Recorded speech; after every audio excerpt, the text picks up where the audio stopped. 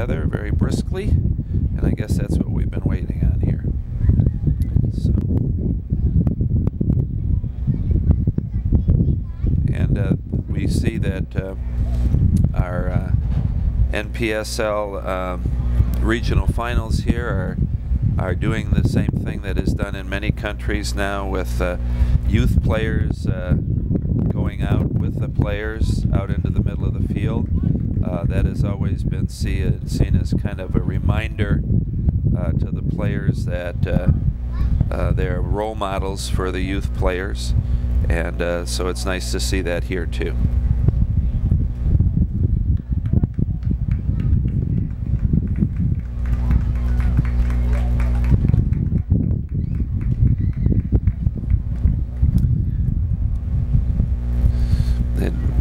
This isn't right. He's starting. And now for our starting lineups. The Erie Admirals, starting in goal, Daniel Mudd. On defense, number 3, Tom Davis. On defense, number 5, Samuel Oakey. On defense, number 6, Gary O'Neill. In the midfield, number 7, Shane Howard. Defense, number 8, Kevin Caden. At forward, number 10, Afreen Latifi.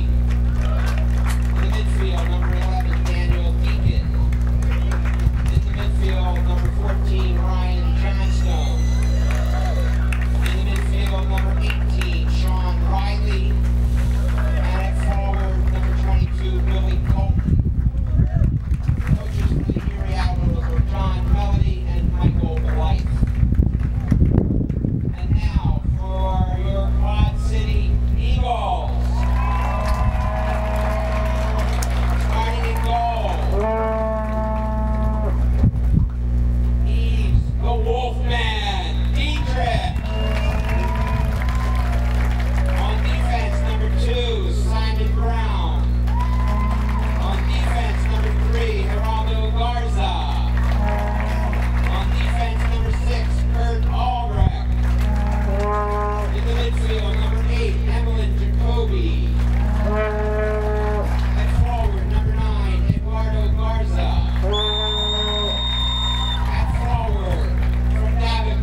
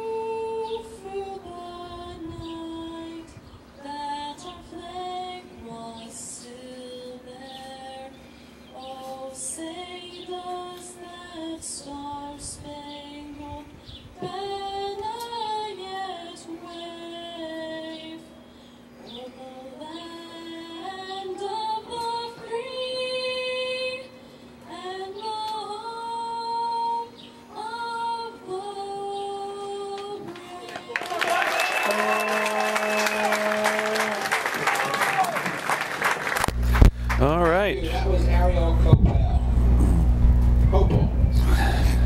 Referees for today's game. Head referee, Edgar Osorio. Assisted by Nicholas Ramos, Antonio Barajas, and Isidro Barajas. Let's play some soccer. All right. Our stadium announcer has said it. Let's play some soccer, and looks like we're about to start on this Midwest Regional Final. We got some information from the announcer about the exact designation here, and that there are 63 teams across the country in this National Premier Soccer League. And so we're going to get going here. There is one change, I think, if you noted the lineups from the PA announcer here, you got it right.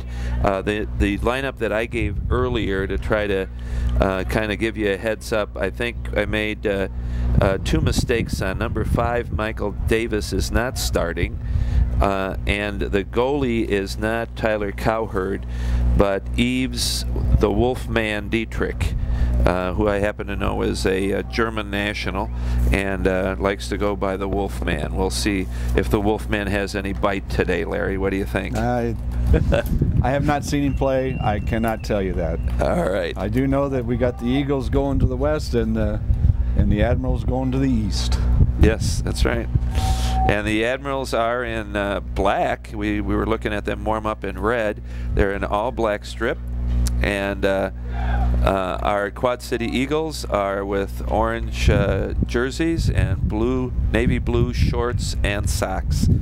And so we're set to go here. It looks like the Eagles are going to be kicking off, and we'll try to let you know the players. I don't know how well on your TV screens you're going to be able to see the numbers, so we'll try to identify them for you as much as we can, and hopefully also let you know what we're thinking, right, Larry? Correct.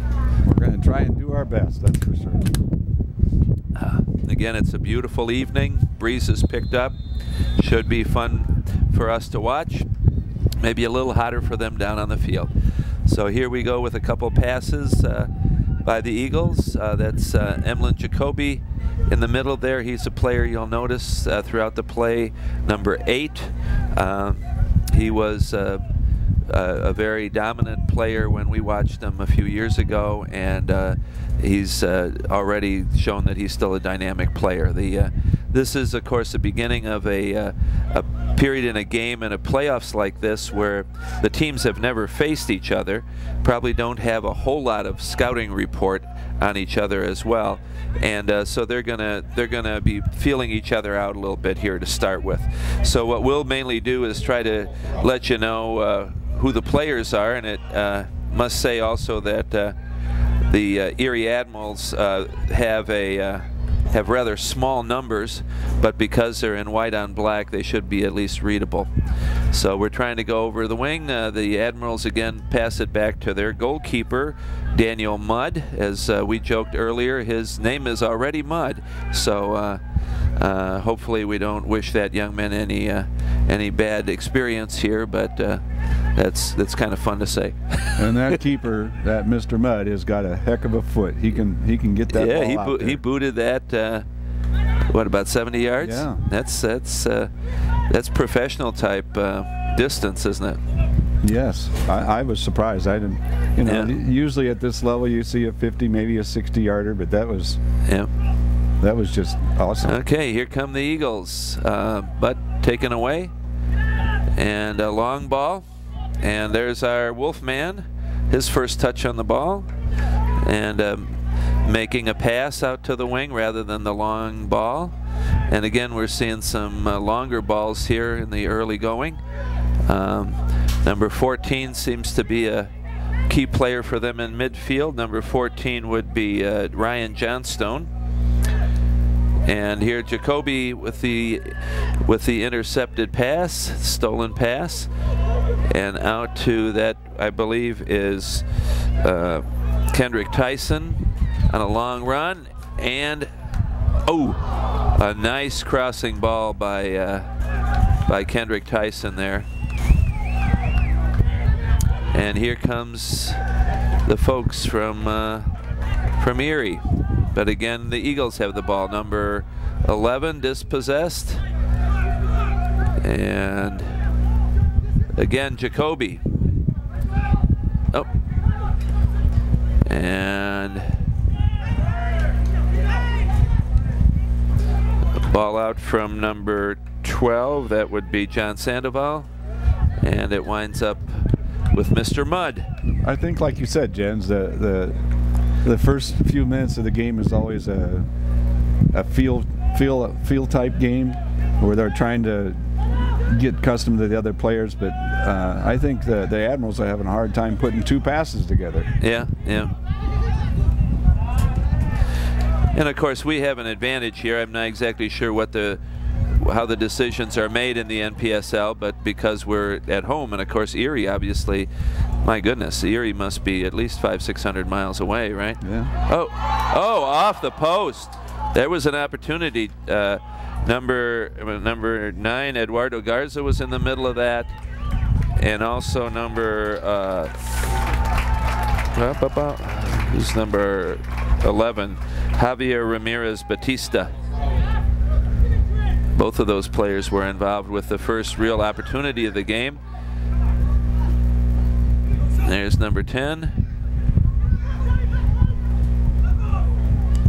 Looks like we might get a corner out of that.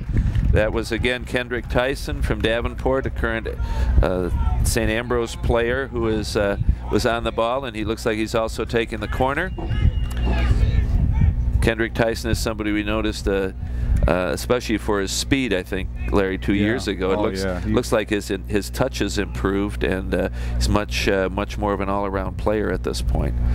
But again, we're looking at just a couple of minutes here in the game. Bad clearance really there. Jacoby on the ball. Again, Jacoby on the ball. And here, a little bit too soft on that touch there. But it looks like the Eagles are going to wind up with it. On the throw is Kurt Albrecht, another player we remember from a couple years ago. Now that time, that was just people running the bleachers, Larry. I felt the booth move here. So I don't think we're experiencing any seismic activity. Our long cross in there, nice. Oh. We've had a couple pretty good chances here. Yep. They just haven't capitalized on it yet, but it seems like the Eagles are putting the pressure on.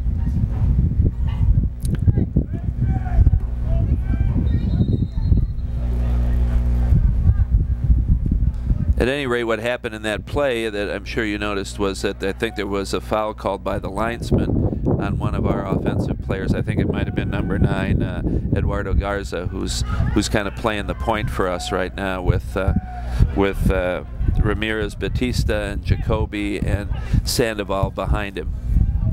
Long ball, offside call.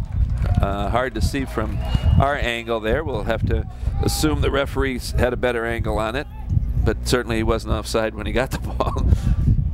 But the offside, of course, is called when the ball is played, not when the player receives the ball.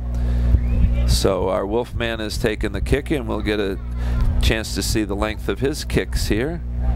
So from the 20 to the 25, so that's about 45-yard kick, but that was more with purpose, I think, than distance. So. Right. Yeah, that had a little direction to it. Yep. Yeah, he's trying to find somebody with that ball. And another direct ball, and we have our number 22, I believe that was, or is that 27? It must be 27. Yavid Wood was a defender on that ball. Number 10 had the ball, and there's Wood on the clearance again. Battle for the ball in midfield, and here come the Admirals again. Long ball through. Wood on the ball. Is he going to give up a corner? No, he catches up with it. A little stumble, and a throw in for the Eagles. I can't tell. We have a 22. I see a guy with a 22 out there. We don't have a 22 on there. The only 22 is the Colton boy. But that's on the Erie team. All right, the Admirals have it down at the Eagles' end, really for the first time this game, and it looks like they're maybe have a set play on the throw here. We'll find out. Number 10 taking the throw, who is Afrim Latifi. Long throw into the backs. Headed clear. Nice takeaway there. Yeah. Oh, Wolfman on that ball. He gobbled it up. It's a nice hard-driven cross on the ground. Again, we're just getting familiar with the Erie players here, so we'll give you their names as we become more familiar with them. Now they're trying to do a little bit more build-up here than they were before, but it always seems that there's a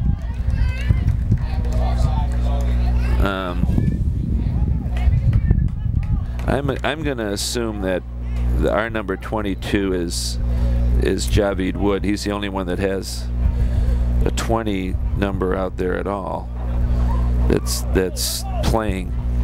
So we're going to say that who's been on the ball a number of times in the middle of our defense for the Eagles is Javid Wood. Jacoby tries to take the ball wide, but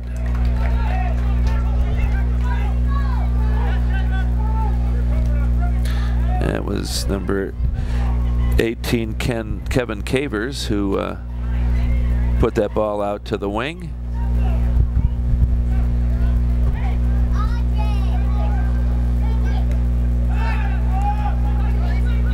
Number 19 on the ball.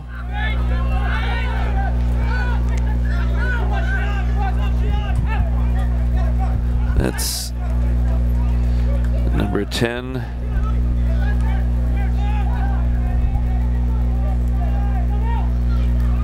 Afrim Latifi. All right, we had a trip there on number 7. Shane Howard by our number 3, Geraldo Garza.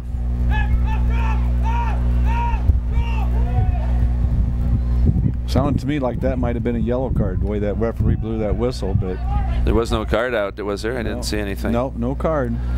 So I was a little deceived there by the sound of that whistle. Usually when you're given a card, the whistle comes out loud and hard. And it was a pretty blatant foul, I think, don't you? Yeah.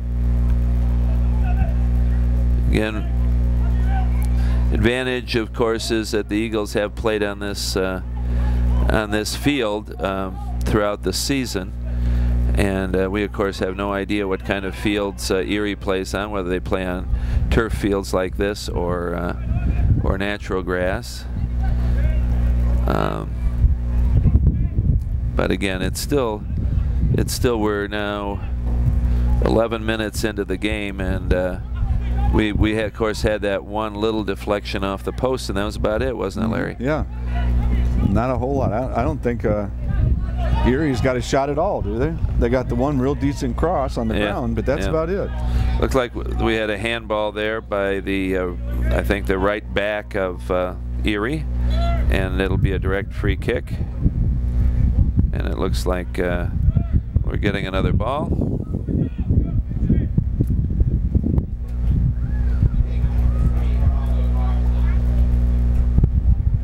Looks like, yeah, Geraldo Garza will be taking the free kick here. Looks like Geraldo might have a pretty good left foot, the way he's lined up here. And we've got Tyson and the other Garza, Eduardo. Nice high ball, cleared. Oh, I would say that the goalie there, Mr. Mudd, was a little hesitant there. I think that's a ball that he maybe should have gotten to. So another opportunity. Looks like that ball went out of play before Geraldo Garza could send it down the field. So here we have a throw in from number 6, who is O'Neill. Yeah, going back to that set play, that was a nice left foot to put that clear on the backside of that post and give them an opportunity. Number 7 is through here. Howard, long cross. Number 7, yes, is Howard. And again, some danger here. Probably the best opportunity. It looks like number 22, Billy Colton, had the opportunity there. So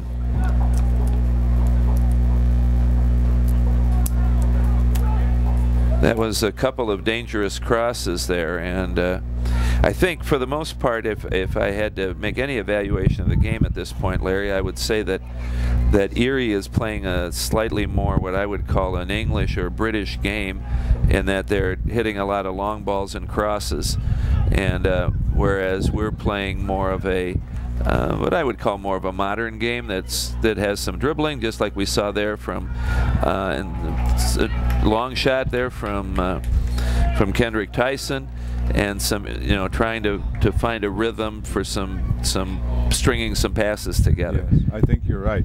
You know, I mean, we've hit some balls long too, and that's always part of the game. You gotta test the other team with some long balls from time to time. But it seems to me with Erie, it looks like they're getting a ball about to midfield, and then at some point they're hitting it. They're just hitting it long.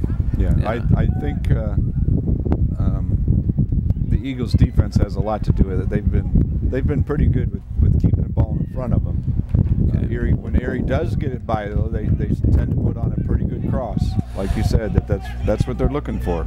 Yavi Wood headed that ball out again. That's about third or fourth time he's kind of taken charge back there. He's playing a central defensive role, and his number is 27. Larry, I just got a real good look at the back of his shirt. Okay.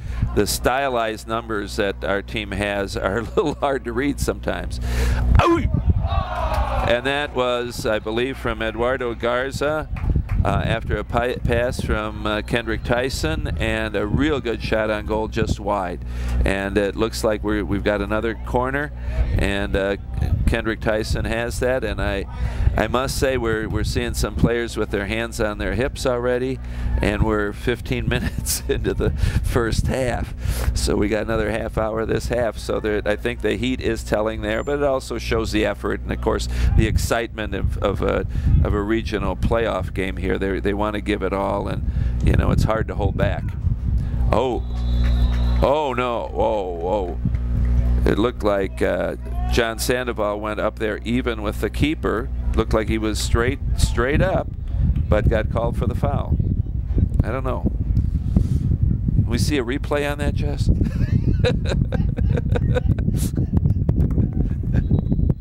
It looked to me like it was just straight up and down. I mean, you couldn't. It was a crowd. There might have been some little hand jive going on there, or some tugging, or whatever. But I sure didn't see it. It looked like two guys going straight up for the ball. It didn't result in a goal anyway. But you know, the whistle was blown against the attacking player, which I actually thought. I want to call him Roger Mudd. Remember the old newsman, Roger Mudd? Oh, yeah, Daniel Mudd, I thought really should have had that ball cleanly. So maybe he saw something that we didn't. Obviously, they're a little closer to the field than we are. Here's Eduardo Garza again on the ball, and a nice dribble. He's had a couple of nice scenes here with dribbling, turning his defender inside and out, and a shot, and Mudd is right there. Nice play by Eduardo Garza, our number 11. That would be not his name. Number 11 is Mr. Ramirez Batista. So Eduardo, I've been giving you too much credit, and Javier Ramirez Batista, I haven't been giving you enough there. So that was a really nice move by Ramirez Batista, and a nice shot, and he's been involved quite a bit. Eduardo Garza is playing more of an up-front role, and Ramirez Batista is more out on the right wing with Jacoby in the middle, and Kendrick Tyson kind of roving. And trying to see where John Sandoval is. I thought I saw him up higher earlier, so.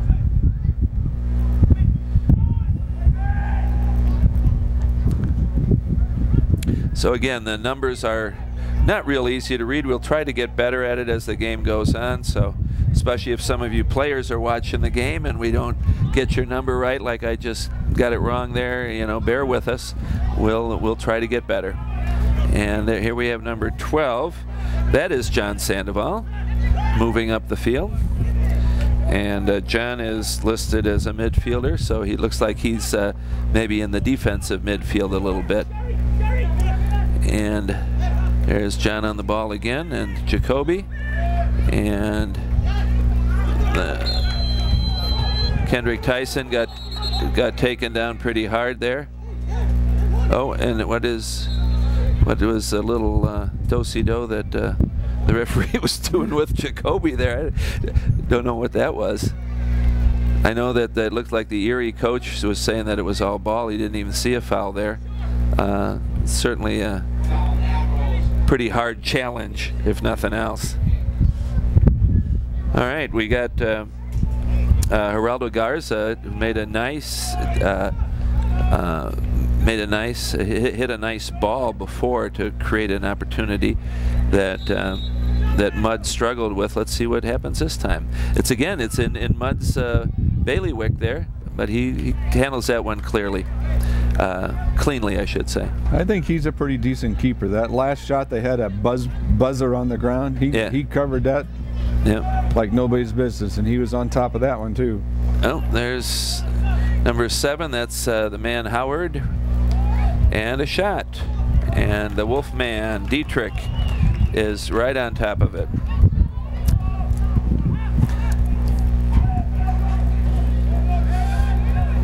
And we have number 2 as our right back. Where's number 2? Oh, Simon Brown. Simon Brown is the right back. Should make some.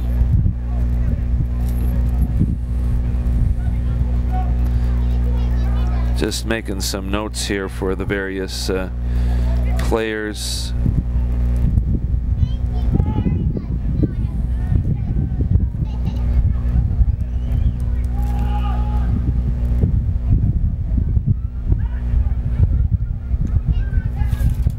I think Kendrick Tyson is actually usually playing. Oh, now see, I've seen some hits going on. Oh no. Whoa. As Ryan Howard again, he broke through. You know, you can say what you want about English style of play, but their direct play can often cause some real problems, you know, out of nothing. All of a sudden you're playing very directly towards goal, and that's exactly what happened there. Mr. Howard, Shane Howard, I think I called him Ryan Howard. I'm thinking Pennsylvania, you know, they must be related. But Shane Howard has had a couple opportunities. A long high cross. There's a that wouldn't have even been a rugby goal, I don't think. But I'm looking at. I think we have some height advantage on these guys. I don't know the way you're looking at it, Larry, but it seems that on some of the crosses and stuff on both ends of the field that we seem to be getting up higher. Yeah, it sure does. And I mean, it's always a false sense of security because you can get a little guy get up high one time and beat you on a header. But I always think that if you've got a little bit of a height advantage, that you know, that takes away one weapon from the other team. This ball is played wide and kept in play by number 6, who we've called his number. That's Gary O'Neill, who is their right back. And there's Simon Brown on the ball. Pass up to Kendrick Tyson. But first touch kind of failed him. And Javid Wood on again. There's Sandoval on the ball. And let me identify this player here, number 18, it looks like. That is Kevin Cavers. He's another one of our defensive midfielders, I think.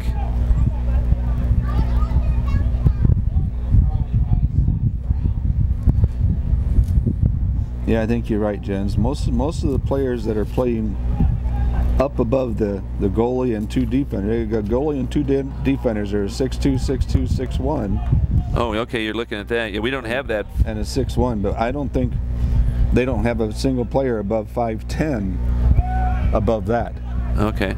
So I think we're probably. How tall is their keeper? Their keeper is 6'2", and we don't have that information for our team. So, but I know. I mean, I think Garza up front is got to be over 6 foot. Number 9, Sandoval is. Kendrick Tyson has got to be 6 foot at least. Emlin's probably at least 6 foot. Yeah. So I think on the attacking part of it, we got an advantage. On the defensive part, without knowing what our defense is, I think they have an advantage because they. Well, that Yavid Wood in the middle has got to be 6'4". He's got a tall haircut too, but no. he's up there. Okay, that was headed out there. Oh. Now, see, that type of undercutting has happened a number of times where there's been kind of little hits here and there that have been missed. And I think it's one of those things, if a guy lets that go, he better get a whole control of it at some point, you know? So. Yeah, because if you don't, it will get out of control. And when it does, it's usually too late. See, now, see, I think what's happened, we got away with a few of those early on. Now, all of a sudden, he's calling them. Now, if he stays consistent from this point on, we're only at the 24th minute. That won't make a whole lot of difference. But he can't be letting it go one time and then not letting it go another time.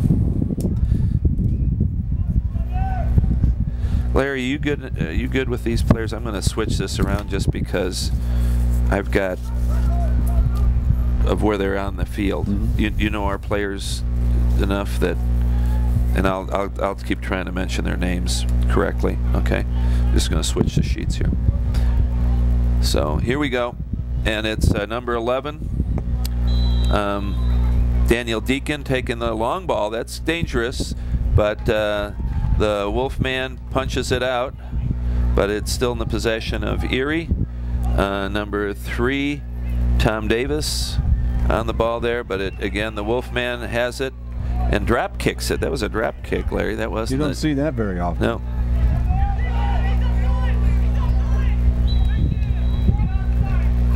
Interesting.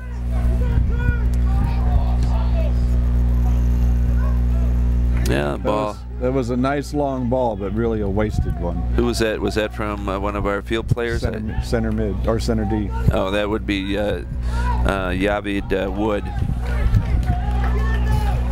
Yeah, I'm going to go back to where I had the papers because I'm screwing myself up here. So.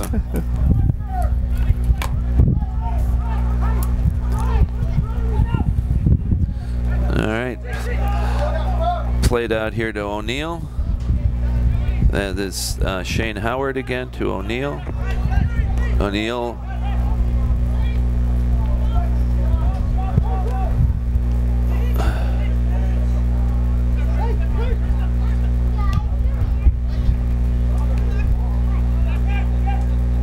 Oh, here's Lafitte Ephraim with a nice shot. Bounced off of Dietrich, but he gobbled it up. Well, that was one of their better efforts. That number 10, Latifi. I think I called him Latif Ephraim. His first name is Ephraim. His last name is Latifi. At least that's the way it's written here. And he had a burst of speed there. He had a burst of speed. They've got to watch that. There's another through ball. And he's a player from Kosovo. Kosovo, you might remember, is used to be part of Albania. It's in the Balkan Peninsula, and they produce a lot of skilled, very skilled players there. Yugoslavia, Serbia, Croatia, and so forth. So I think we better keep an eye on number 10. For one thing, I noticed he was over here on our side before, on the right side of the Erie attack, and now he's on the left side. So he's moving around so that he has an opportunity to contribute. And I did see a good turn of speed from him there when he took that shot. Yeah, he obviously got good speed. He's not very big. 5'10", 157 pounds. He's not a big guy. He's got some legs under him. Yeah. That was Kendrick Tyson again on the dribble, and he's got the throw in. And number 6, Kurt Albrecht, looks like he's I don't know if he's playing, he's moved into the middle of the defense where Garza has gotten a drink here, so. And there's number 18, that is Cavers on the ball. Cavers is a student at Loris College up in Dubuque. School you're familiar with, right, Larry? I am. My son went there. Yeah. Played soccer there. Been there several times. Yeah, also the school that Brandon Dempsey played at, I think. Brandon Dempsey. Yeah, from our home community. All right. Oh, now can't be offside when. Oh, it's got. Oh, you have to say that is a wasted opportunity. That was definitely wasted. That was our Eduardo Garza intercepting beautifully a pass, a terrible back pass from, I think it was O'Neill. Looks like the first substitution has happened here. I didn't see who, or is it? No, he's just calling somebody over to talk to him. Number 18, Sean Riley. But I think Garza was just kind of pooped when he got the ball, because he shot from way too far out. Well, and that left-footed shot with a hook, I mean, it had no chance of even going near the goal. Right, and I think Garza is right-footed, so he was, he was on his off foot, and but I think there was also another shot there from, I believe that was Ramirez Batista, Javier, and I think there was a little fatigue there on Garza's part, where he had no other ideas other than to just shoot. He obviously knew that the defenders were breathing down on his neck. I mean, that's almost one of those deals in soccer where you get a gift like that, and it surprises you so much that you don't deal with it in the best way, and I think that's what's happened. Well, I am by far not any kind of a player like he is, but I would think with the player with his skill, it would have behooved him just to slow that down a little bit, change direction, and take his right foot. He would have been more open for it, and more on goal.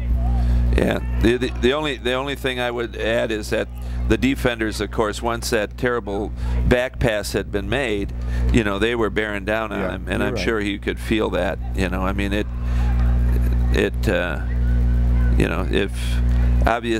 you get a professional player, that was a nice handball out of bounds.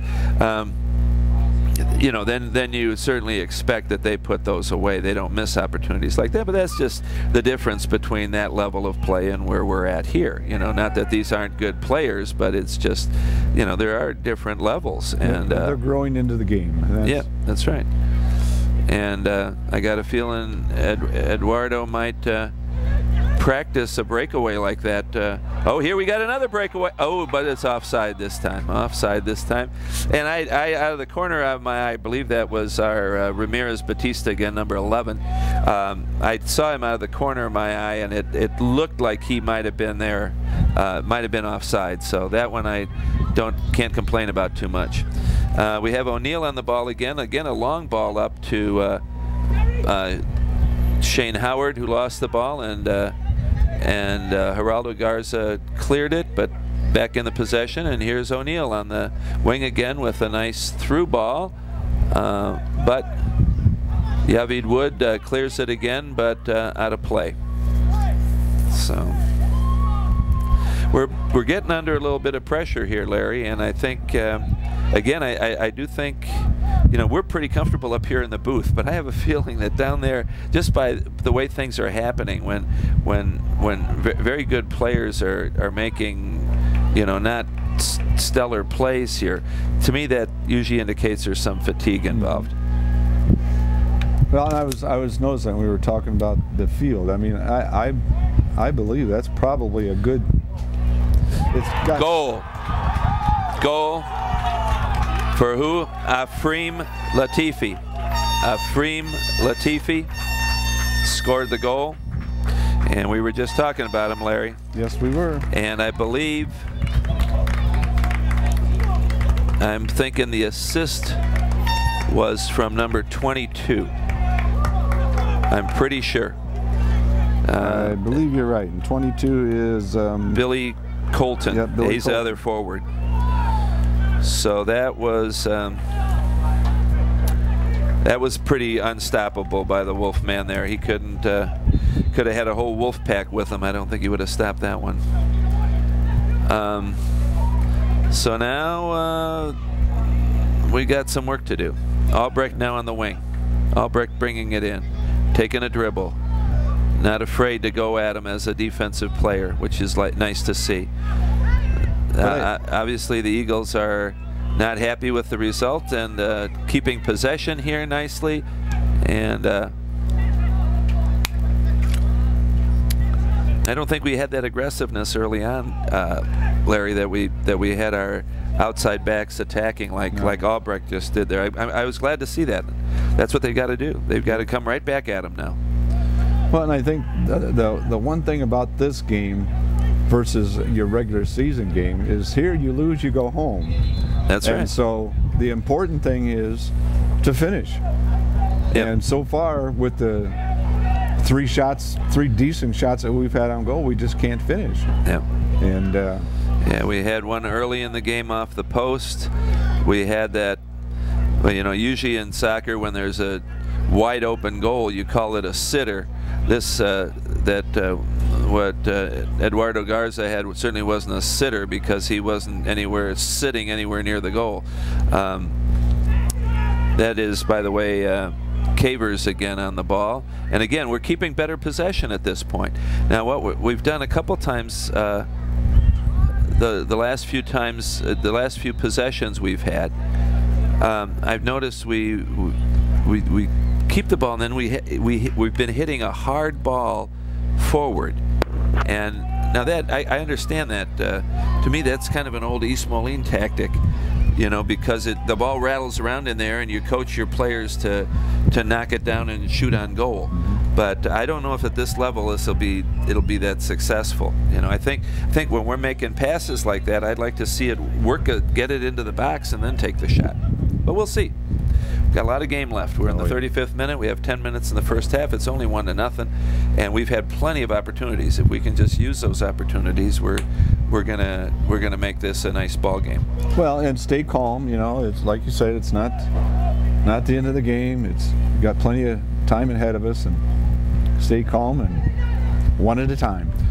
Now here's a long ball to Tyson, Kendrick Tyson. And a lot of moans in the crowd. A lot of them felt that there was very little contact between Kendrick and their defensive player. And of course it wound up in the back of the net, but of course will not count. But now I have to think that there's a good example. That was a long ball that had some purpose to it, you know.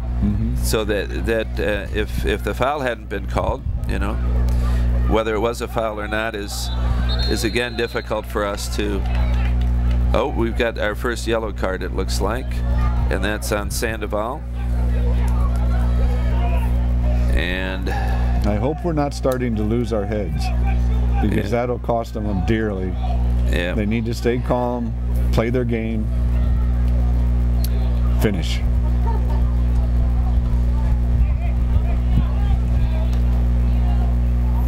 I think there's a lot of game left here, and I agree with you totally, Larry. They've got to, no matter how hot it may be out there, they've got to keep cool heads, you know. And this also is where leadership on a team comes into play. Like, you know, the players that we've mentioned for the most part, who are players that have been with the team now for 3 years. You know, they, granted, they haven't been in this type of playoff situation before, but they've played a lot of games together, and they know what it takes to win.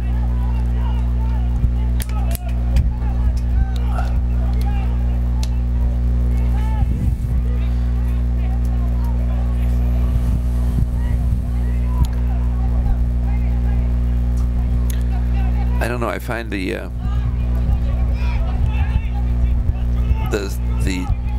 touch and the skill level. Wow, Another great shot. That was by Shane Howard, again, who's another dangerous player, but a nice clearance by Dietrich, the Wolfman, and again another save. So they're coming at us. They're coming at us. I think. Well, and they're not waiting to make that short pass to the goal. They're just letting it rip. Yeah. And but sometimes you got to do that. But you know, they are the last few times now they've been in the box when they've made that shot. You know, they're not. It's not like they're taking long shots or making long passes. They are. Yeah, they're all within 18. But yeah. You know, that's.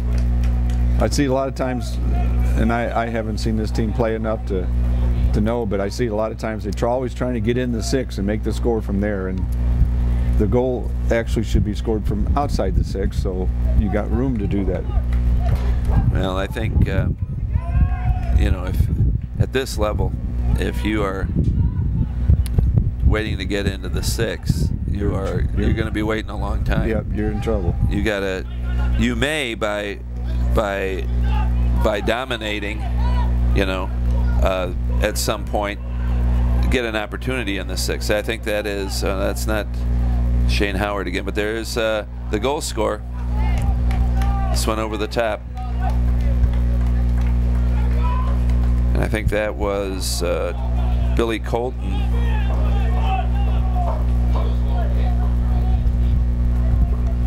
Coming up the left side there again. Looks to me like they've got Colton in the middle there, the assist guy on the first goal. Yeah, he's a pretty good sized boy. Yes, he is. 165. And Shane Howard is to the outside, and 14 here is one of the midfielders that's Ryan Johnstone.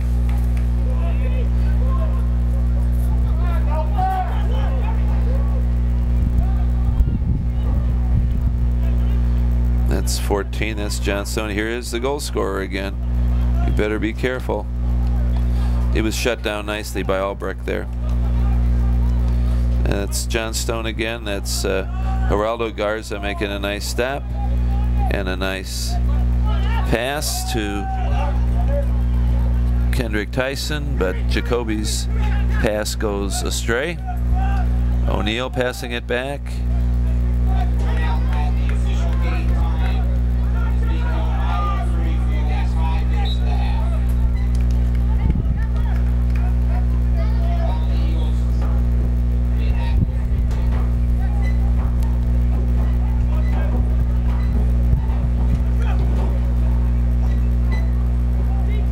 That was a foul by Emlyn Jacoby there, and a free kick that Mr. Mudd is going to take.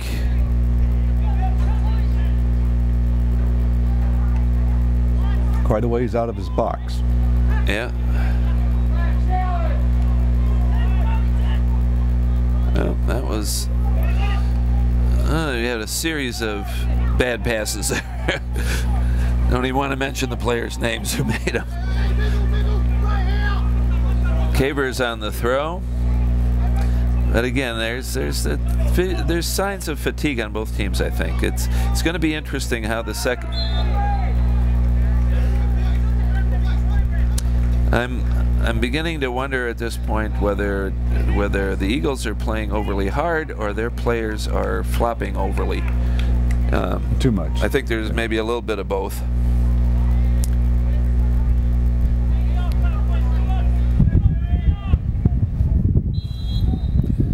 Mudd is going to take the free kick again. Now, I did see a goal scored from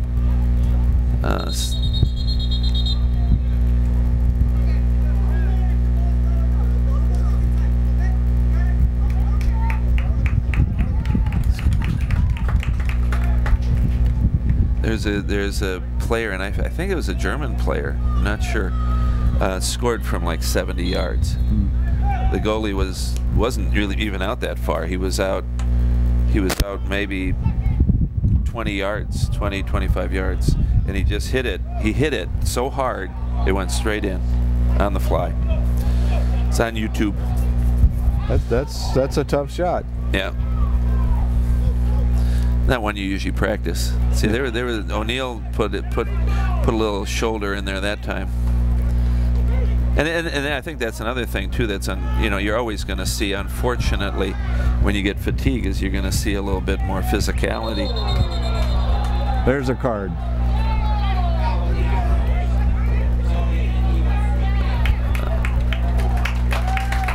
Yep. Well, that brings the crowd to life a little bit here. Not even sure what number that was. That Trying to keep looks like your is it 14? defensive mid there. He's not. It's not the guy who got the assist. It's not Colton. It's not 14.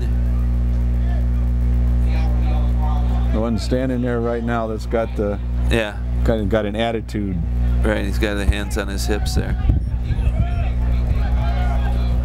If his attitude would just get him to turn his back for a second.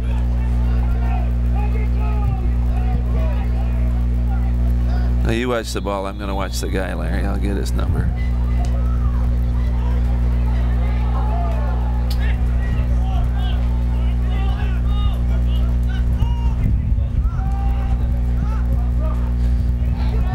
It does look like Erie is trying to take as much time for everything as possible here.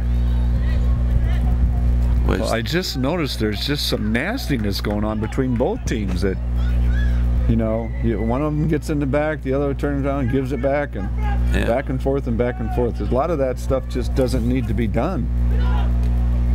This is the guy who got the yellow card. I'm pretty sure it's 18, Sean Riley. Pretty sure that's him.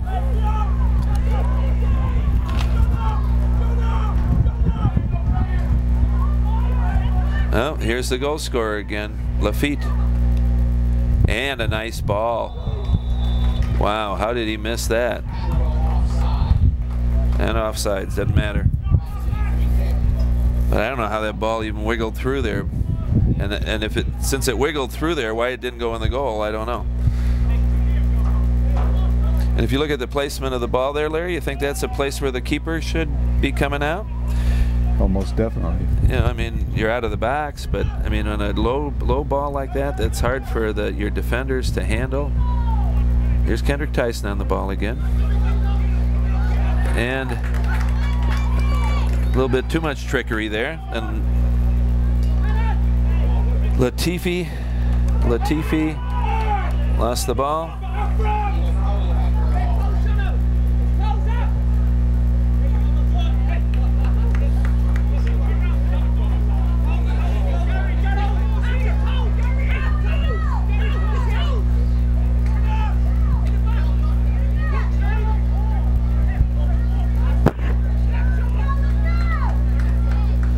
There's the ball, not quite. A little bit too much. That was from Cavers again. And it looks like that is the halftime whistle. And so let's just kind of wrap up what we had in the first half here. We had kind of a probing game to start with. And then the kind of lightning goal, I didn't even notice the time of it. It must have been in the late 30s here in the second half. On the assist by Billy Colton to Afrim Latifi. And we had just talked about a few minutes before that his speed. And then we learned he also has a pretty good shot. Yes.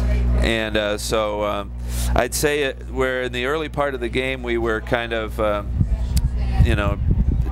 feeling each other out, and then after that, for a while, it looked like the Quad City Eagles had some of the advantage. Certainly, we have to say at the end of the half, it looked like Erie was coming on, and we were getting a little rattled. The game was getting a little physical, which I don't think is going to be to our advantage in the second half.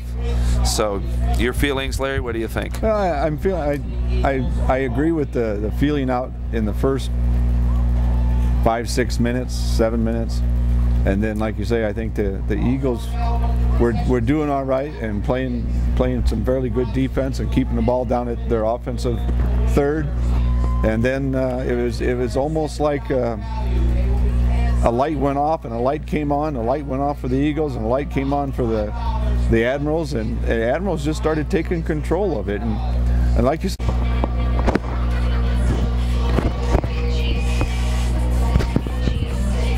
all right. Here we are back with Jess Medina at the controls and Jens Rader speaking right now, and Larry Atkinson at my side. We're looking at the second half of the Midwest Regional Finals between the third place Erie Admirals out of the Great Lakes Conference against the first place team out of the Central Conference, our own Quad City Eagles.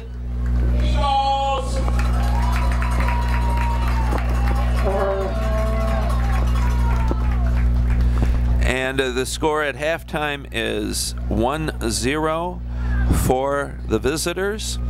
On your screen you will be seeing in the second half the Erie Admirals going from right to left. That would be towards the setting sun in the west, and your own Quad City Eagles going from left to right towards the east with their sun to the back of them.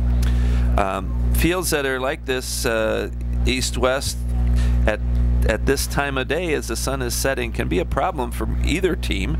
The Erie goalie is going to have the sun in his eyes possibly later in the game.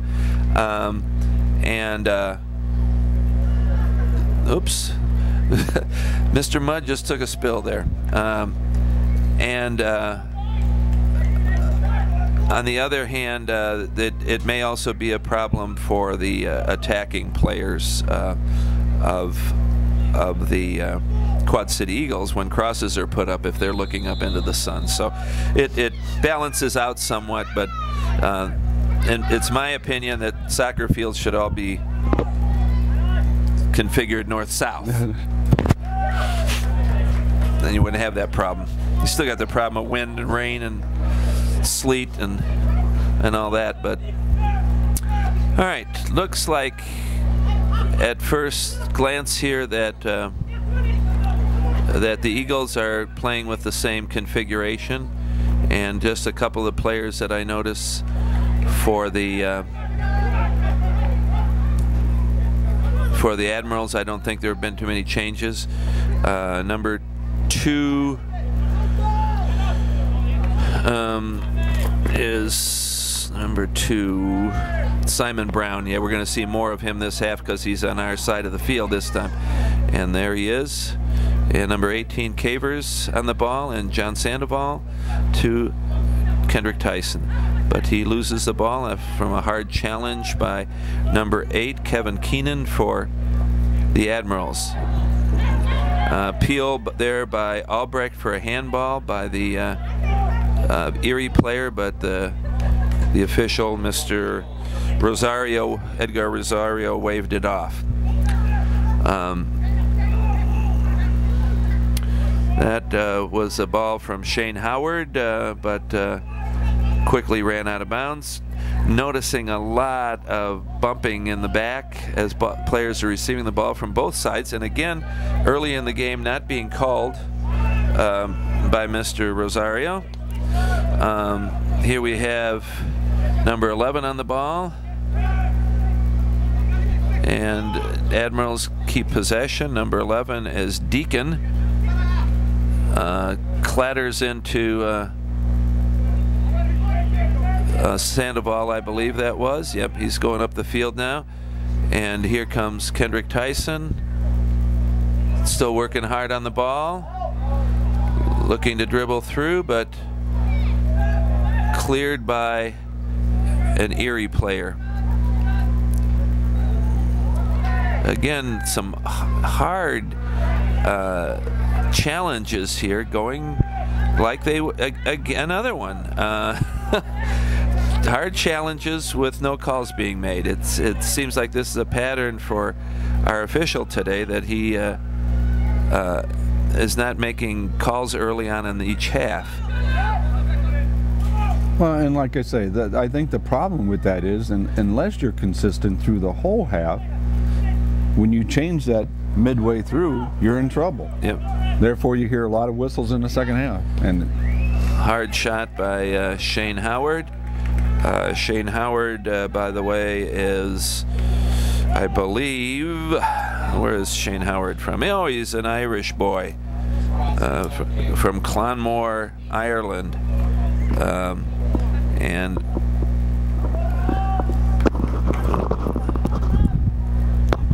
all right, Dietrich with the goal kick.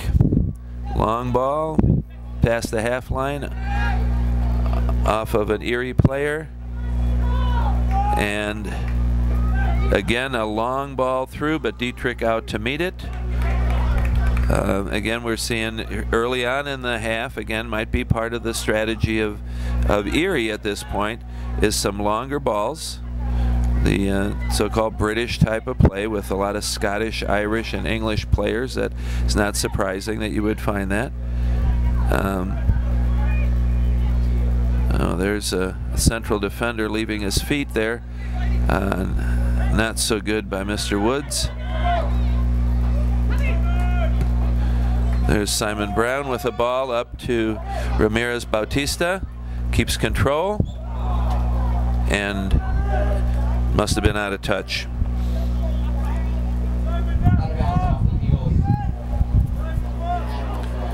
I don't think we've had any subs at all, have we, Larry? no, not at all. Not that I've seen.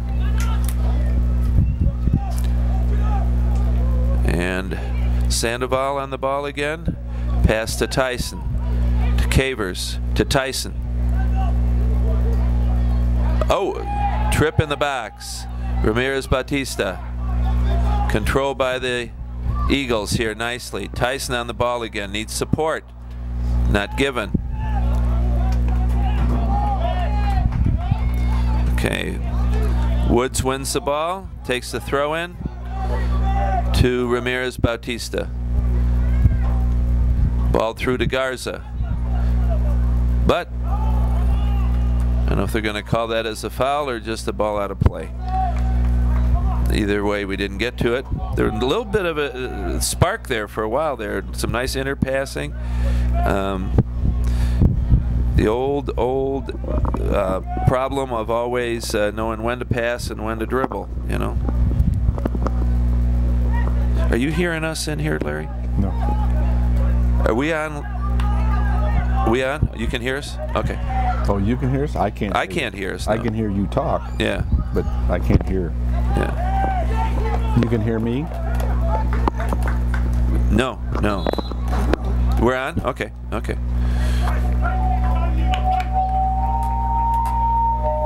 And now we're getting some feedback. I'm not getting anything.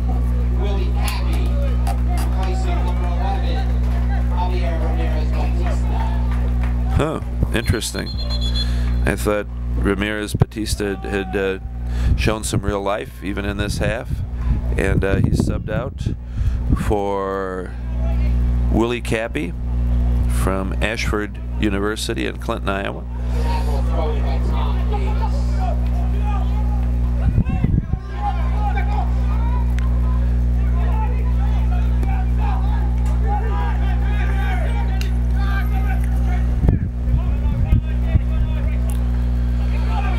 Okay, Cavers on the throw to Simon Brown, to Jacoby. Throw in to the Admirals. Another turnover. Yep.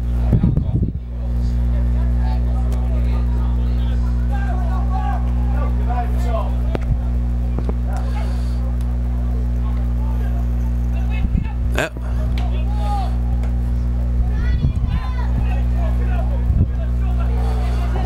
Right back, Simon Brown loses the ball out of bounds. Number 11, Daniel Deacon on the throw. Colton Howard. Looks like Deacon again. Back to number 14, Johnstone. Back to Johnstone from Howard. Sliding tackle. Here we go again with Cavers. And a blasted ball down the wing. I'm not quite sure I saw the point of that. All right, here it is to Jacoby. Outside to Brown. Pass intercepted. Brown tries to steal it back, but throw in Erie. Having trouble connecting things again here, I think, Larry. Yeah, I'm not really understanding what they're trying to do. I mean, ultimately, of course, everybody wants to score, but they're not even really getting anything to set up to do that. Now we're struggling with a little bit of just putting things together. And here when we have a ball, and then again an Erie player goes down off the ball. I didn't see the play. So, you know, again, it's my question is it hard play by our players, or is it their players going down awfully easy? You know, one of the things I was going to check here is their players. You know, we said there were only a couple of American players on the team, and only one of them, number 18 so far, only one of them is playing. All the rest are either Aussies or Brits. But even with that, though, I mean, if you look at that, nice ball. Neither one of those, I mean, the Brits or the Irish or the Aussies, they're not teams that participate in that kind of game where they go down all the time. I mean, if it was Brazil or something like that, yeah, I could see it. Yeah. I understand exactly what you're saying. The thought occurred to me too. That's not the British style. The British style is generally, in fact, that's one of the things they complain about a lot, is when they get especially Latin players from Italy or Spain or from South America to come to Britain, and they're always accused of flopping. And that is, you know, it's an issue in world soccer, as we talked about at halftime with Jess. But I don't know. I really don't know where this is going right now. It's just right now the urgency that I hoped we would have to start the second half is missing, I think. Well, I think, I hate to say it, but it looks like the Eagles is the one that has traveled. Yeah. To get to this game, and I'm not sure that that's.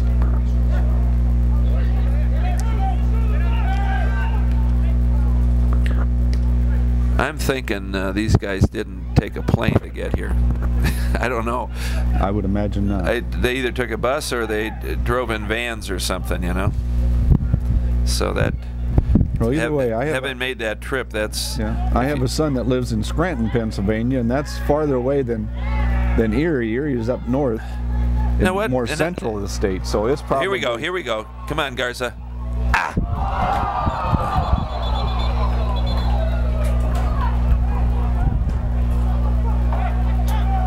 I would say it probably at most a 10 and a half hour drive from Erie. But I mean, still that's a long drive. But now, see, there's a good example. That play that led up to our scoring opportunity there. Geraldo Garza was controlling the ball, and I don't know what the Erie player was doing behind him, but all of a sudden he went down in a heap. And I think that's Latifi, the goal scorer. And he looks like the official is having him go off because they had to stop the game because he was down. You know, but it's, well, maybe not. Maybe not. I don't know. He's walking over here with him.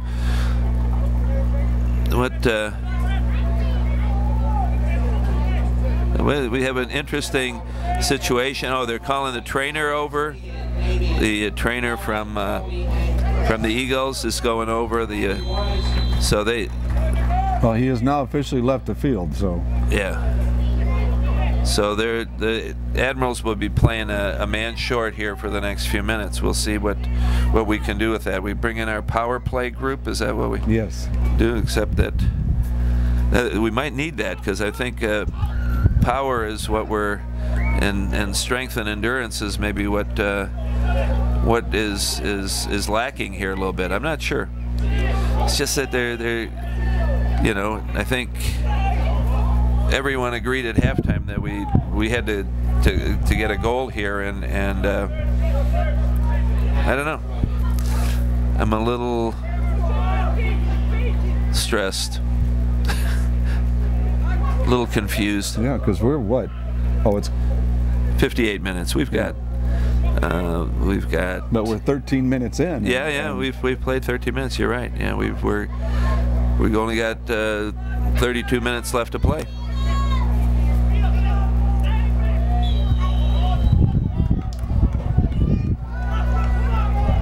And we are complaining about a lot of calls.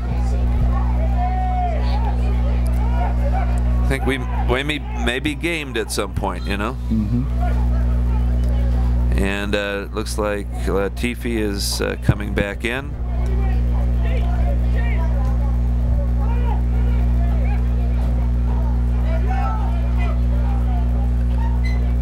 That was real interesting. I was watching the half line there, and the referee had called Latifi in. Latifi was talking to the fourth official and didn't see him call him in. And then Latifi was upset because he wasn't let in, and the fourth official told him to go in when the ball was in play.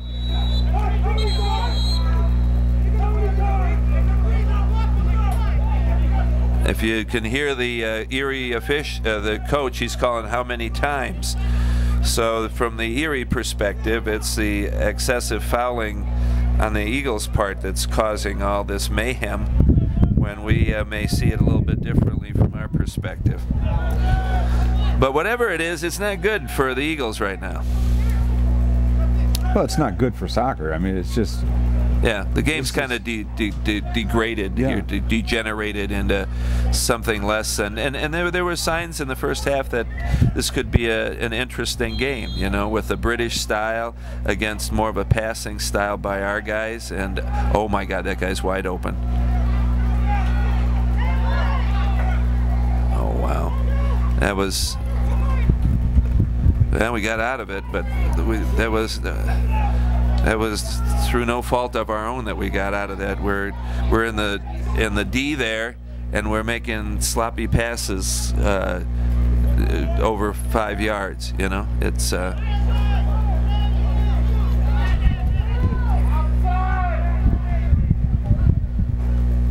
that ball got through. Here we go. This is Kendrick Tyson on the dribble. Nice ball in the middle. And there's a new guy, Cappy, on the ball. Let's see what he's got here. And Sandoval on the ball. Now we're putting some things together. Again, I think this is the type of thing that, a little bit of a cheeky back heel that was a little bit, didn't have enough cheek on it or something. You know, I think sometimes, especially when you're behind, it is important to not necessarily play direct, that you're playing long balls all the time, but that you're playing simple. You know, don't make hard passes, make simple passes. Cappy on the ball again. Touch takes him away. Another, again, we're making silly passes, I think. Well, we're oh, we almost broke through there, though. You know, if I had to give an evaluation here, Larry, skill-wise, I think our players, when you notice their touch on the ball, their dribbling skills, and overall their passing skills, although we've seen a couple of bad ones here. Well, that was a shoulder-to-shoulder charge. I think the exclamation afterwards could have warranted a card.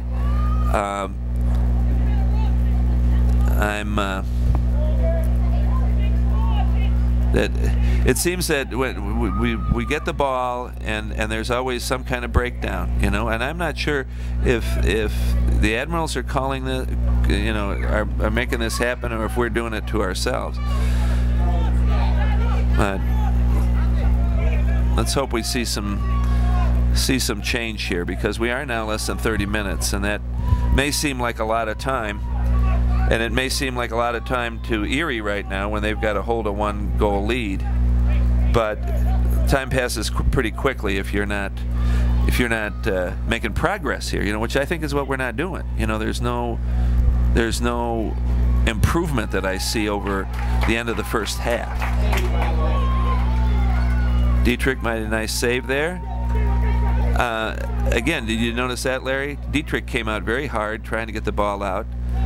Team not exactly sprinting up the field, you know. And again, I'd be the last to say that I could be doing that sprint, but you know, it's just that urgency is missing here to get that goal that we absolutely need. Nice long ball again. That Geraldo Garza has some real power in his and distance in his left foot there. Now we need, I think, I'm just going to say it here at this point, we need to win the ball here and make something happen here. I mean, it may not be a goal, but let's get a shot on goal here. Okay, we've got control of the ball. That wasn't stolen away immediately, but this is good. Here's Geraldo Garza again on the ball. A nice chip to Tyson. Tyson chests it down, turns with it, still on the ball. Eduardo Garza stumbles, a ball through, and nobody going after it except the Admirals, and fortunately they didn't know that, and they cleared it when the guy was sliding. Probably could have stood up and dribbled it. The second and third effort there, I think, was failing there, you know. I mean, Eduardo Garza, when he went down, he didn't look for a penalty or anything. He got up right away and won the ball again, and that resulted in that ball going through, but there's nobody else going after the ball, which we need here at this point. That header was clearly won by the Admirals, so my thesis in the first half that we had that advantage maybe not true. Right now there's not much advantage here. We need to keep possession for a while and make something happen. We still got the throw in here. Looks like Geraldo Garza is our long throw specialist. You know a little bit something about that too. Yeah. You had a son that did that for us in the old days. That is a nice long throw. Let's see what happens. Knocked down. Here's Simon Brown bringing the ball up. Ball into the middle, cleared. There's Cappy on the ball.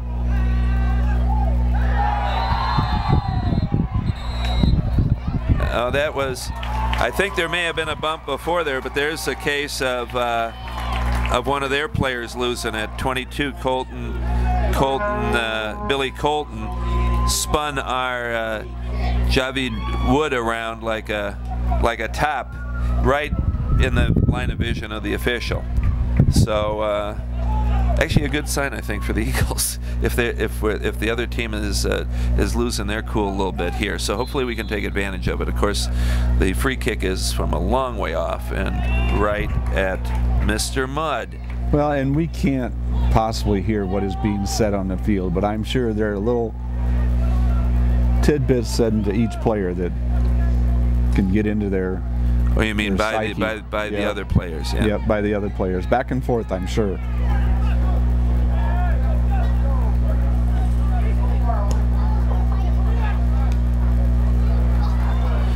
All right, and that was Garza to Brown to Kendrick Tyson. Little long touch. Kendrick Tyson battling. Taken down. No call. I think if that had been anywhere other than the edge of the box, it would have been a different situation there. And I tell you, my officiating skills and time was limited, but to me, I would have given a free kick there at the edge of the box. Not a penalty, because it was so far away. There was no clear scoring opportunity. I don't care where the ball or player or whatever was in, but it was close enough to the box. It was definitely a takedown. And rather than a no call, that's another yellow card. Now all of a sudden, we're seeing that he's got a whole deck of 52 cards here. That's on I know that guy. Howard, that's Howard. So I've got 3 yellow cards for the Admirals already. That may play a role here at the end of the game. if one of these guys picks up a second. We'll see. And now, yeah, because not only that, if they continue this way and go on to win and they get a second yellow, they're out for that next game. Yeah. Well, that was, I think that was Geraldo Garza again on that long ball, and Kendrick Tyson got his head on it. I think it is a goal kick. Eagles players were appealing for a corner kick there.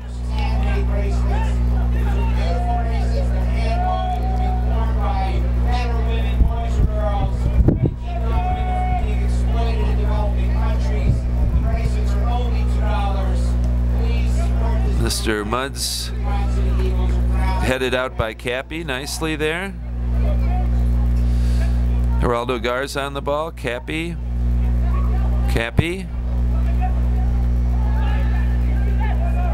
He punted that ball out of there from where he was at. That was all of 65, almost 65 yards in the air. Throw-in goes to the Admirals again.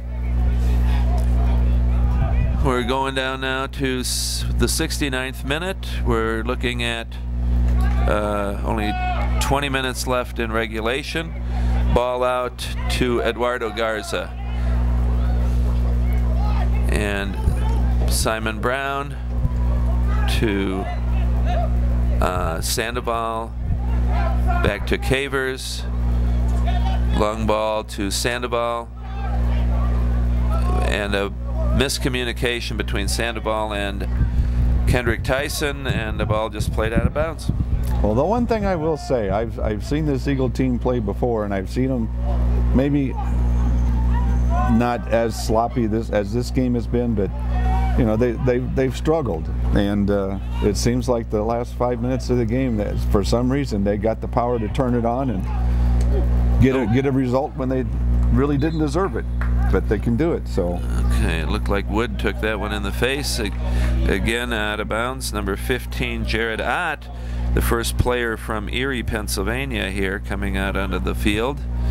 And also number 23, Carl Jones, who's another English player.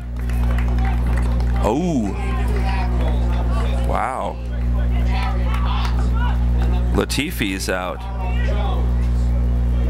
Sending in another defender, though. Yeah. I think they figured they got the game. So we're going to play defense. So the guys that made the assist and the goal are both out of the game. They actually have 6 from the defensive center back. I'm saying this is going to be a mistake. I think they underestimate how good we can be. We just haven't been very good today. I think the Eagles have the potential to exploit this. It looks like Carl Jones is the only guy up front now. I would guess that they're going to try to just knock him through. There's Emlyn Jacoby on that ball. Simon Brown made a nice pass. Or maybe it was Cavers, I'm not sure. But all right, we got 20 minutes, Larry. What are your predictions? I'll tell you mine is first. We're gonna score a goal here. We're gonna score a goal. We're gonna tie this game up. We're gonna punish Erie for underestimating us. Well, my feeling was that we were going to end the game in a tie and go into OT. Okay. That was my feeling. Another ball won by Javid Wood.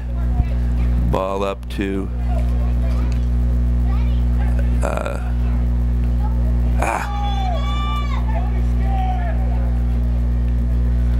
let's see. This is the new boy. Oh, he's got pace, but Javid Wood does too.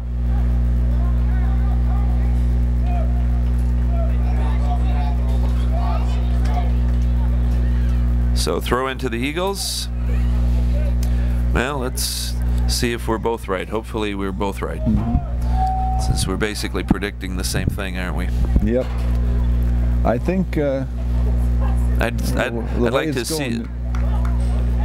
I'd like to see it sooner rather than later myself. There was a miscommunication there between Jacoby and Albrecht, two players who have been playing together for 3 years.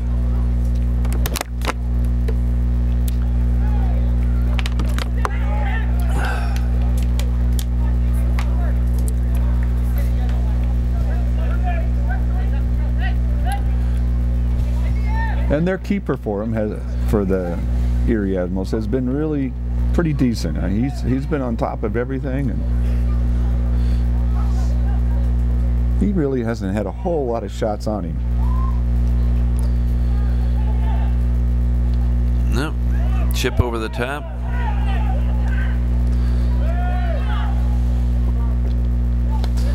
Okay, Cappy to Brown. Brown a long, hopeful ball.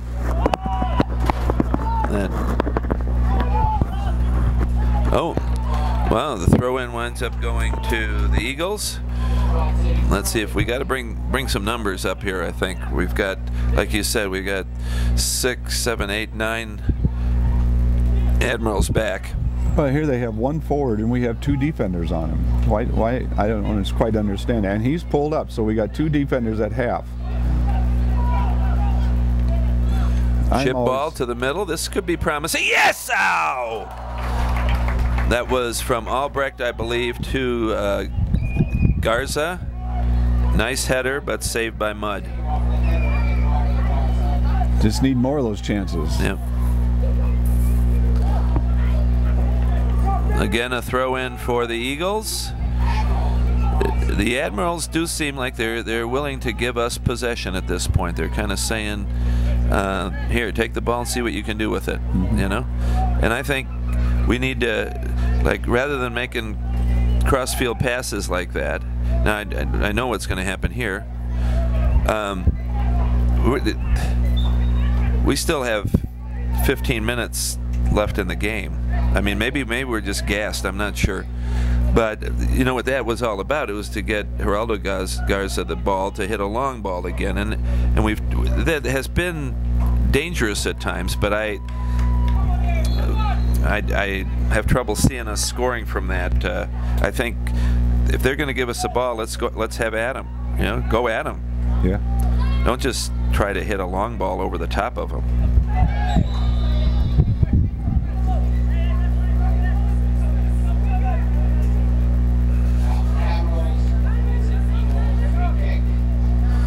All right, Geraldo Garza, yep.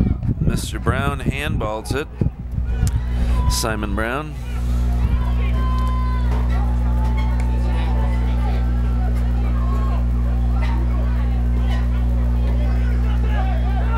It's out about 36 yards, but it's still pretty dangerous. Now see, just as, okay, we're getting another substitution for the Eagles. Number 26, Charles McInnes is coming in, and number 9, Eduardo Garza is out.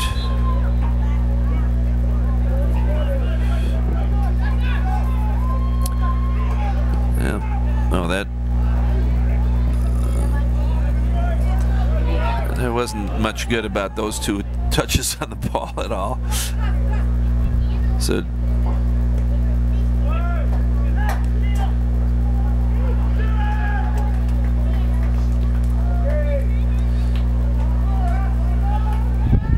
McInnes. Yes, that's, ow!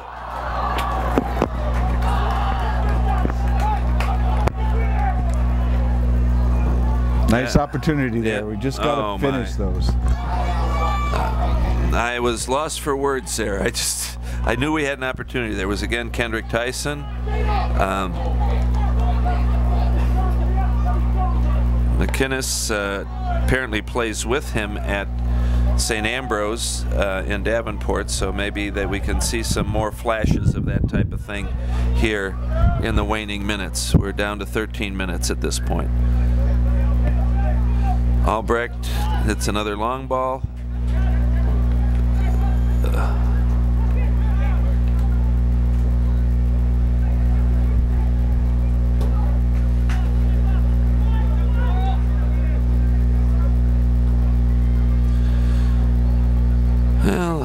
Garza shielded the ball nicely to get the goal kick.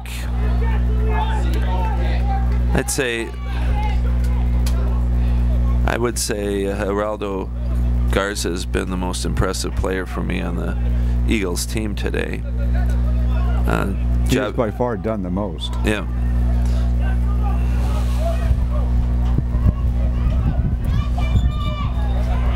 Oh, there's a foul called by the linesman that the official agreed with. I think Kendrick Tyson has been subjected to a lot more than that today.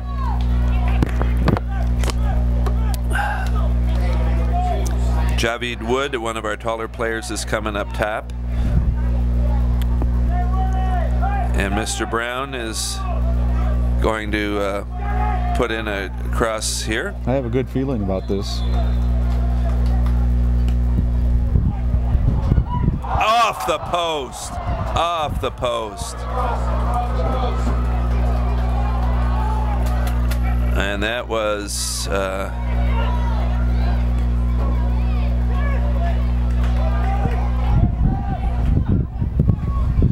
Sandoval that headed it off the post.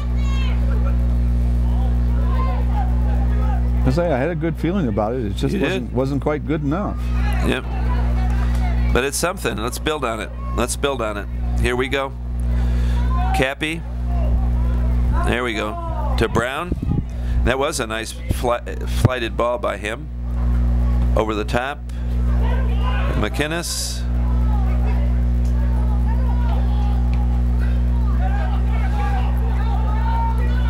A lot of high-driven balls. It's just still time. Real easy to waste time though with all that kind of kicking around. About 10 minutes. Here comes Kendrick Tyson. Here comes Kendrick Tyson.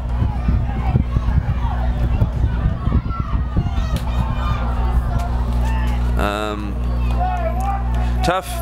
I didn't see a clear opportunity to pass there. Obviously the dribble didn't work either, so it was one of those kind of darned if you do, darned if you don't situation, you know.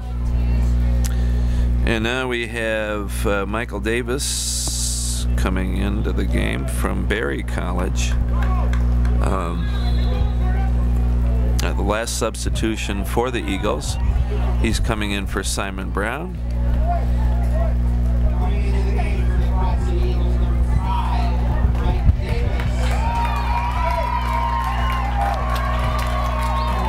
And from listening to the crowd, he must have some supporters here. Yep.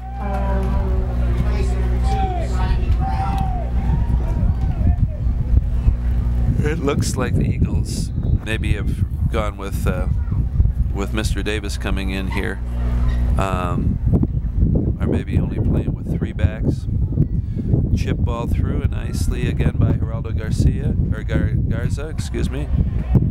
And again, it looked like I really thought that the Eagles player was literally thrown down there, but no call.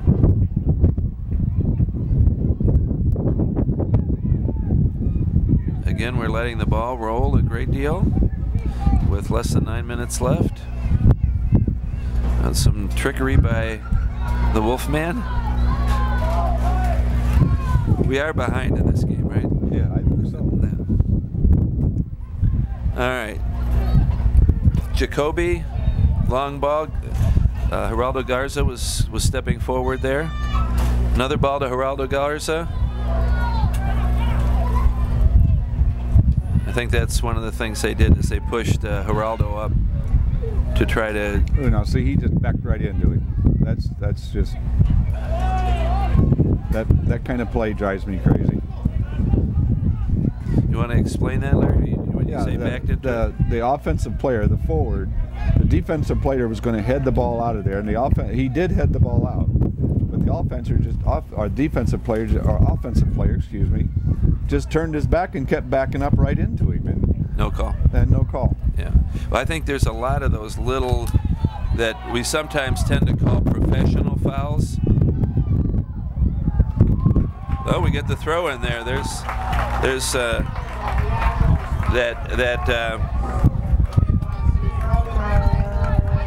that I don't think either you or I like as part of the game.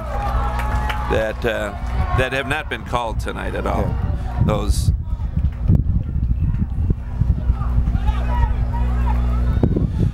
Long throw. And I think it's those chippy little fouls like that are not called that ends up leading to the big fouls. And yeah. Neither one of them are good.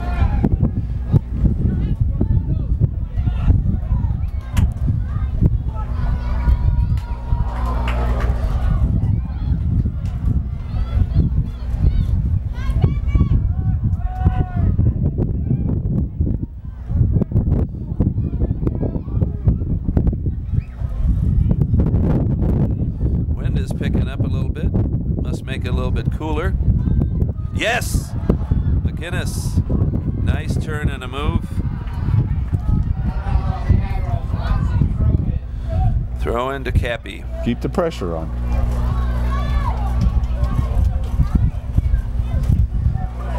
Kendrick Tyson on the ball.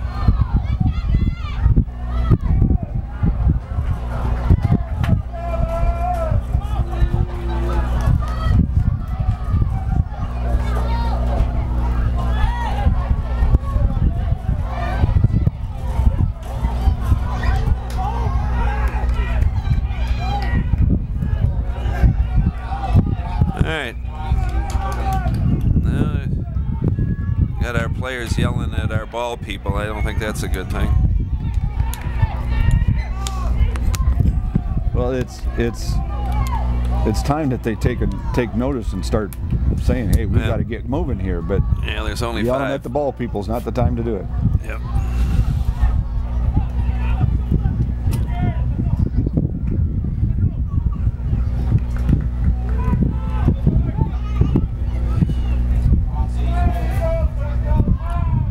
Look at all the hands-on stuff going on here. Now they called it again, you know. Again, the consistency, I think, is what both you and I always have a problem. The linesman called that, though. I actually think this linesman on our side here has made a number of calls that haven't been made by the center ref.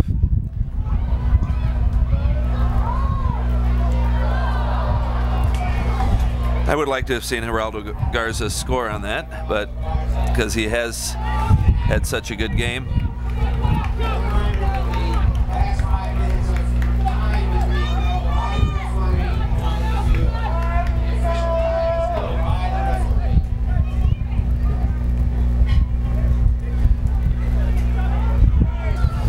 All right, Mudd with the goal kick here. And at this point, we're down to about the last 4 minutes as our PA announcer just announced the time will be kept on the field for the last 5 minutes. And again, a through ball that didn't find a teammate. So.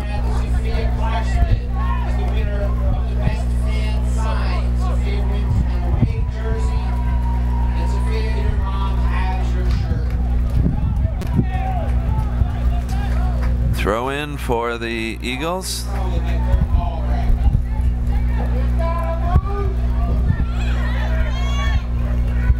Woods on the ball. Wood, excuse me, not Woods. Long ball, high in the air.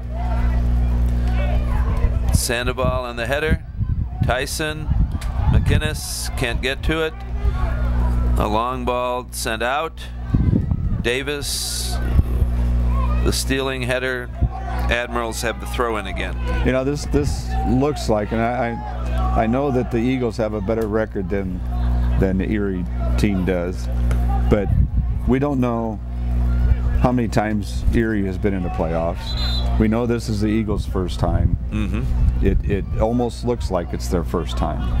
There's no experience there. It looks like to me that the Admirals have a little bit more playoff experience. Could be. Like I say, I don't know, but... Well, a lot of the teams out east have been around for a long time in various leagues and so forth. I don't know if Erie is one of them. I'm not familiar with this team. But still, let's face it, we had we had some opportunities. We still may have some. We're not done yet. We've still got a couple minutes left. But it is well,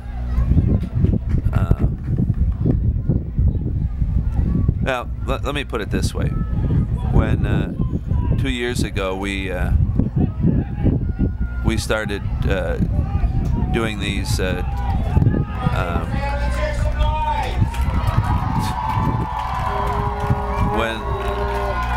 when we started doing these games with Jess and for the Eagles, I had no idea what to expect, and I have to say I was pleasantly surprised by the level of play that we saw. Wonderful passing, wonderful play overall, and I'm missing that, I guess, is the most polite way to say that. I'm missing it. And I still see the potential for it there, but for whatever reason in this game, maybe they've been playing this way all year. That's why they have a record with with only 2 losses and 1 tie. But all right, so they're subbing out for injury. So Dan Howell is coming in, and John Stone, the Aussie, is out.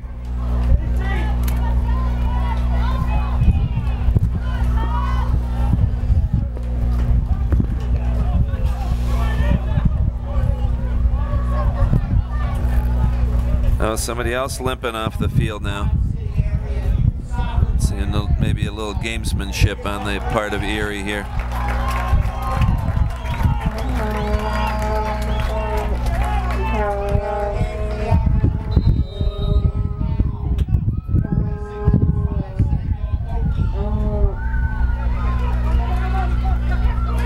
Cappy on the ball.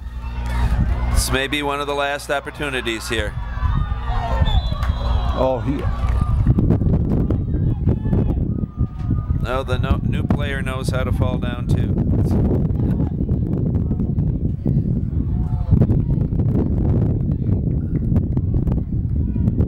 And I really didn't see anything there. I think there was a little bit of a shove there. Yeah. Didn't warrant the... Well, did the linesman call that? Because he most definitely had the closest view of that. Yeah, yeah. We've got another step in the action.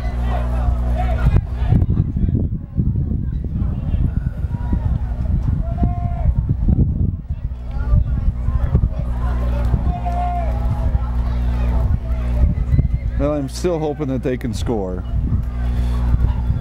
But all said and done, I think the Eagles have done themselves proud. They have made the playoffs. Going into next year, they know what to expect now. Maybe we'll see a different result. Yeah, I do think it's a milestone for the Eagles that they've made the playoffs.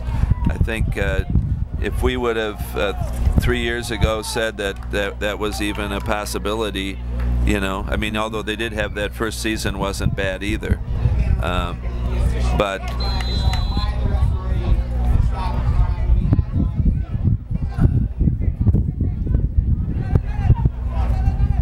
7 minutes? Did he say 7 minutes left? Wow. I just thought he said another minute, but oh,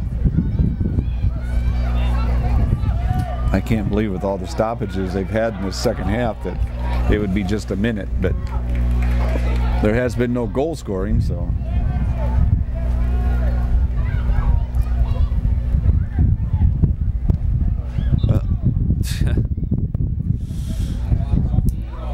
That's another one of those calls there, Larry.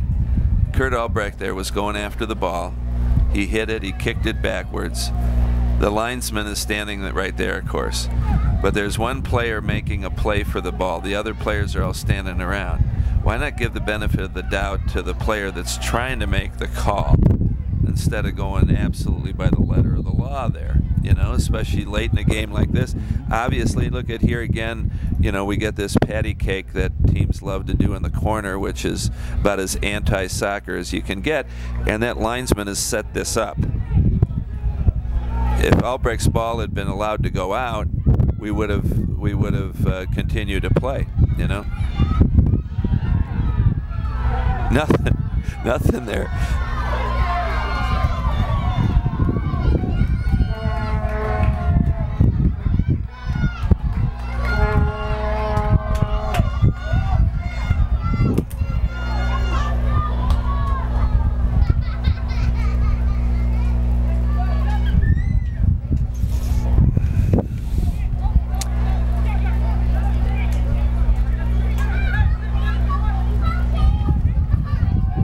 Yeah, the time wasting here continues. I do think that, I don't know if they bring this over from Britain, that they, you know, that they know how to do this type of gamesmanship. I don't think there's nothing good about it, in my opinion. I mean, it may secure the win for him, but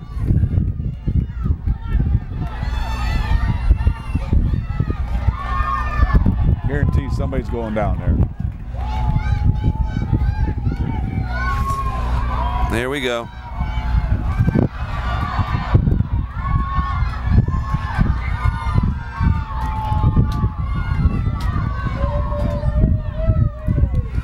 Smart to keep it in.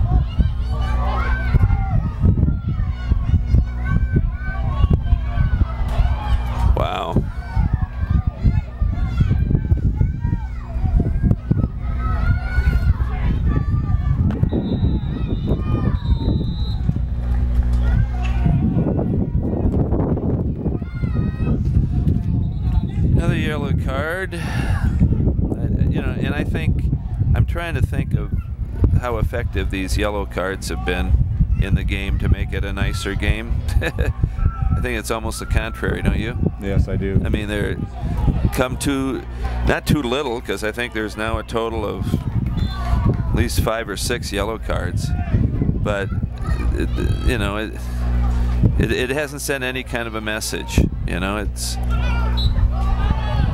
and still, I'm not sure there. That's a good example. Did Jacoby pull him down, or did Mr. Jones just flop?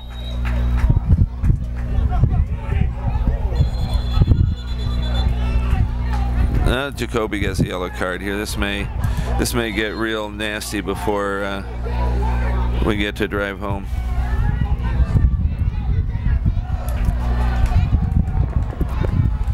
Well, let's see.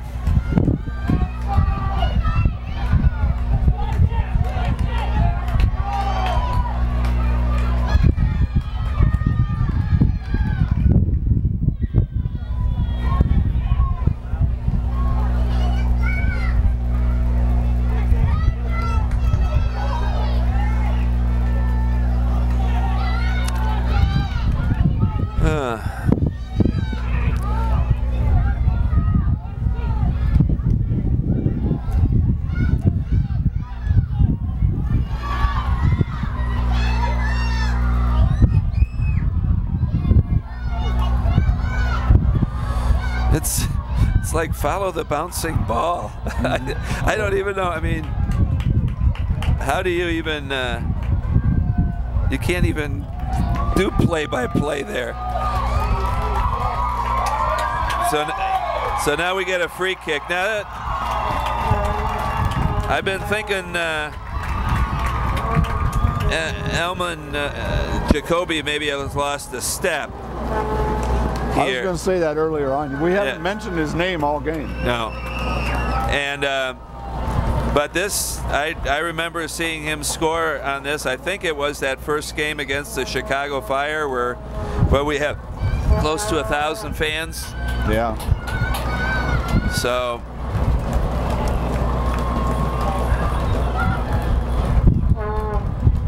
I would like to see the Eagles rewarded with a tie here, even though they haven't played great. But I think the gamesmanship of the Erie Admirals is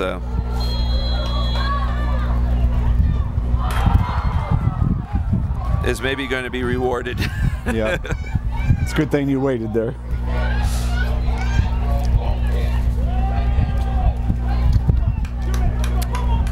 2 minutes is what I heard their coach say. That would be about right if the guy said 7. Yep. Originally. That's a lot of time. But we've just had so few real opportunities here.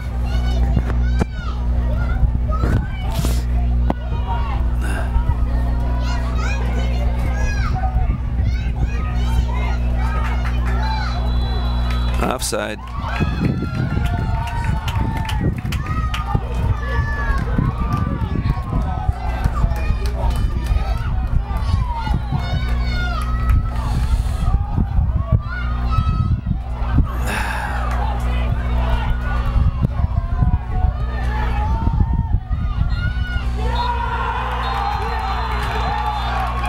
And that's the game. That is the game.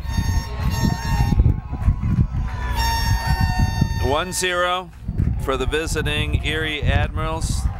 Goals scored in the first half by Afrim Latifi with an assist from Billy Colton. And this brings to an end, or not. What are we doing here?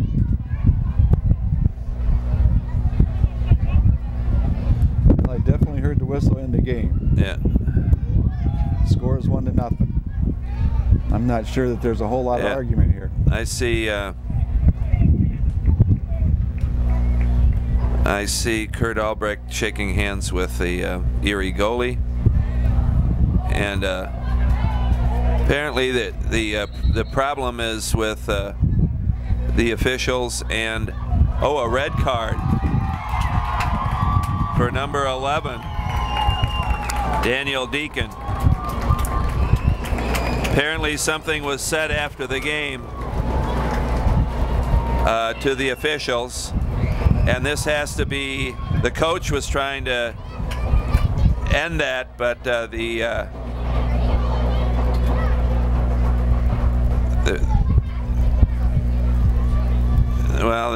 I'm not really sure that that's a good thing for this game at this point. That is just that is what this game has been all about, that last card, as far as I'm concerned. Yeah. It's almost a fitting way for the game to end. So, well, we're gonna shut off here, aren't we, Jess?